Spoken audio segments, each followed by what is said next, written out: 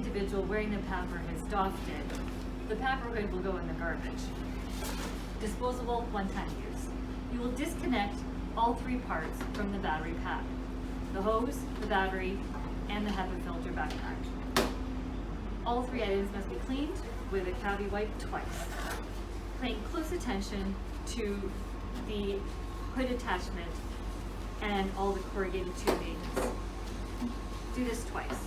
The battery, clean it twice, and then replace it on the battery charger near the OR classroom. The HEPA filter backpack, clean this twice, including the belt. Grab your Tupperware container and place all the items, except for the battery, back into the container. The HEPA pack, the corrugated tubing, and replace a brand new PAPR hood. This can be found by the OR classroom or in Nathan's office. Brand new battery. All three items must go inside the box. Close the box.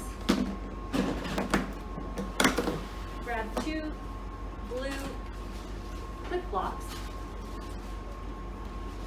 and place those back on. Now your PAPR is ready for the next time use for one of your colleagues. We're very lucky to have these.